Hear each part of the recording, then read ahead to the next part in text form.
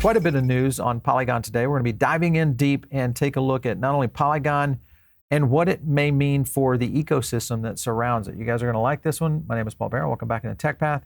Before we get started, I want to thank our sponsor, and that's iTrust Capital.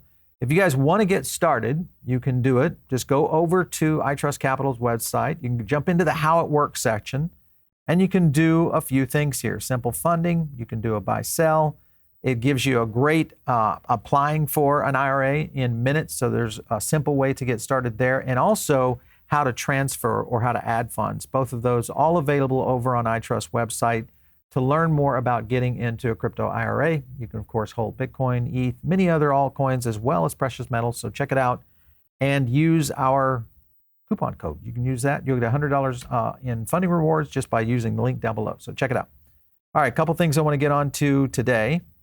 And that is, and I think some of you probably, if you're tracking Polygon, already saw this news. I'm assuming you might have, but over 100 million MATIC incinerated literally in POL's mint. This is kind of, think of this as the, almost like the Ordinals aspect of what happened with the Bitcoin. A big deal. If you look at the transactions out there, you can kind of see the hourly PRC 20 POLs minted right here, this big explosion right there. And then you see it right here on the POLs minted, excluding their internal transactions, and you can kind of see where it went, came down a little bit, and now it's starting to climb again. Of course, the big news is the amount of transactions that they were able to achieve in a very short period of time. Here's the Polygon chain daily transactions chart, just to show you the quick move that this had. Highest number of transactions on Thursday, November 16th, right there. So you got about 16 million transactions. So a pretty big deal. Here was Sandeep tweeting on this. Gas fees went a little crazy, but no reorgs or zero blocks were created. So basically the technology worked and is capable of handling that kind of transaction influx, which I think is the winning component here. And if you think about why this is important, is because it's starting to transition into a lot of the major things that are happening within many of the real utility use cases. As an example, here is ESPN Bet. These guys rank #1 in downloads after launch. Now, the reason this is important of the relationship to online betting. And online betting is going to flow over, of course, into a company called DraftKings. Here is Kathy Wood's ARC, just to show you what kind of weighting DraftKings has right now. And if you haven't been following DraftKings, you probably should, because they essentially have an NFT platform that essentially rides on MATIC. Now that ESPN is in the game, in the sense of just bringing, awareness to this, I think it's going to be a very interesting market explosion, meaning total addressable market is going to explode in a very big way, meaning effects on things like Polygon. Another one I want to hit on right here is OKX. They launched a derivatives exchange, and they're #2 right now, right behind Binance in terms of derivative exchanges. And again, this is because of what they've been doing in terms of partnering and launching on Polygon to essentially handle these transactions. Remember, speed is the key here in a lot of these kind of platforms, hence the ability to handle this kind of growth in a short period of time. Big deal. OKX could be another catalyst to Polygon's growth for sure as a chain.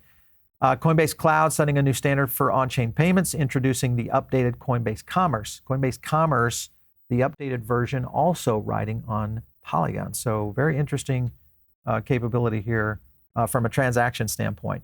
Another thing that is pretty cool here is this is a tweet from Amazon's booth at SFF, which is running a pilot where customers would basically, if you guys don't know about Grab is like, think of them as the Uber or the everything app for Singapore.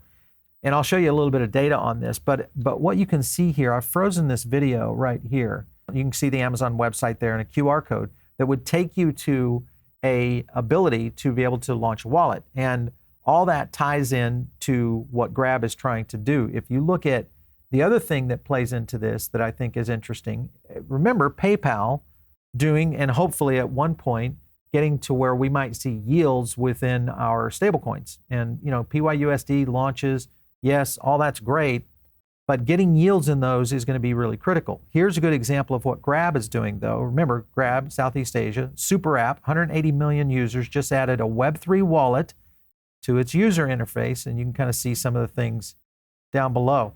This is a very, very big move because this is one of those apps, especially in a place like Singapore. Well, in general, if you think about this, 180 million, that's larger than the entire United States if you think about the people that would be utilizing these kinds of services. This, of course, is Singapore's stablecoin, the XSGD. And you'll notice right here, it's a peg to the Singapore dollar. It runs on Ethereum, Hedera, Polygon, and Zilliqa blockchains. All that available. So when you have apps that start to utilize these and have a stablecoin that essentially is being able to handle the digital transaction, remember, this circumvents the need for banks. That's a big, big deal. When you think about doing this inside your Postmates app, your Uber app, your, everything app, your Amazon app, maybe, that would be a big deal. And I think this is where all of this is going. Also with XSGD, even though their market cap has slid slightly down to around 25 million, this thing was bumping at around 212 million at its height. Now, granted, this I think is part of the market slowdown, but the key thing here is this is very early for what the Singapore dollar is doing in terms of their stablecoin, much like very early for PayPal, because it's very unusual that, one, we're going to see massive growth until we start to see major adoption. And if we get someone like a PayPal, of course, that does get major adoption, that will drive adoption, I think, also around the world. So here's another one just to give you guys kind of another headline. Here's ChatGPT, or ChainGPT, is now integrated with Chainlink. All this is across both Ethereum and Polygon. And this is going to be kind of think of it as an AI version of the ability, if you go over to the website, to really start to not only analyze, but look at using the blockchain through an AI interface. In other words, create a token, develop a project, a smart contract, all sorts of tool sets that will eventually be driven through AI. So a lot of less coding required and moving into what may be AI stimulated blockchain projects. So it's going to be pretty cool. You go over and kind of see some of the product. They've got dApp development, the ChainGPT pad, which is their launch pad, NFTs, AI NFT generator. Pretty interesting stuff. Let me know what you guys think about these kinds of things for MATIC in general and the explosion of what MATIC's capabilities are. Remember, all this riding on Ethereum as a layer 2 is MATIC, Ethereum, maybe a hedge on what's happening over on the Avalanche chain. Very interesting things right now. Just to give you an example here on fees and revenue, the purple one, if you guys can see those, the purple one is Polygon, Solana is in green, and then there's Near Protocol, ETH, and Avalanche.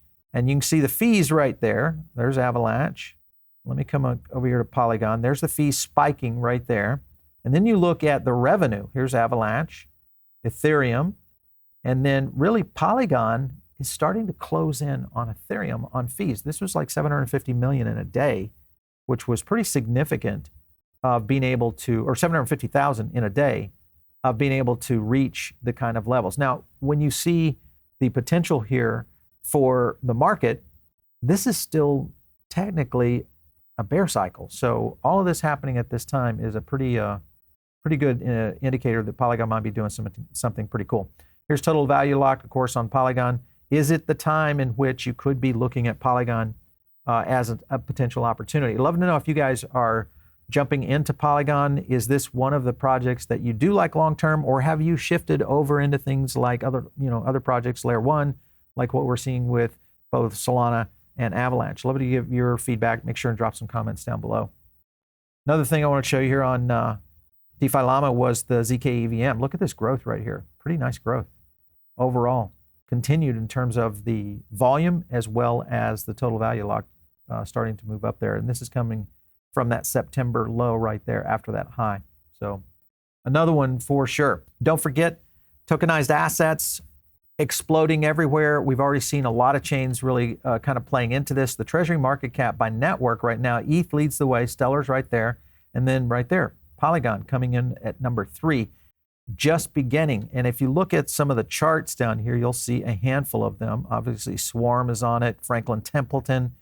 And let's see, what else do we have? Oh, yeah, Ondo on there. So just to show you, and this has been in the news a lot because of what Avalanche has been doing overseas in Asia, but also in general what the traditional institutional capital companies here in the US are looking at in terms of tokenized securities. All of this, again, will need the capability of speed, transaction volume, and of course, with all this kind of news with Polygon's transactions really ramping up, showed a pretty interesting thing. Now, within the Polygon network, one token is the plan, POL, when it releases, will do some pretty interesting things. Now, remember that the capability of writing on a supernet, very similar to like a subnet.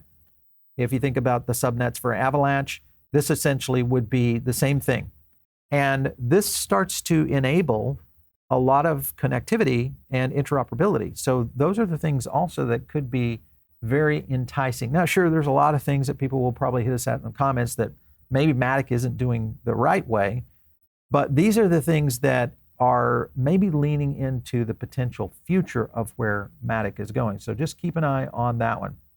The other one, of course, is Avalanche. If you think about the gaming ecosystems that will excel in this next bull run, the likelihood is you're going to see a lot coming from Avalanche, and we could see a lot coming from Polygon. So I'd love to get your feedback. Avalanche for your gaming play, Polygon for your gaming play. Let me know. Kind of give me some comments down below.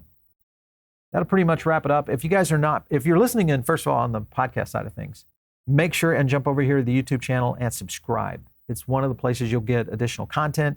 And it's also where you get to see all the charts and the analysis that we do. It really kind of shows a little bit better for you. And just hit that subscribe button and make sure and click that bell so when we go live, you can also get notifications of those times as well. If you're not in our Diamond Circle, get in right now. It's a great place to get additional content. Of course, you guys want to catch me out there on X. It's @PaulBaron. We'll catch you next time right here on TechPath.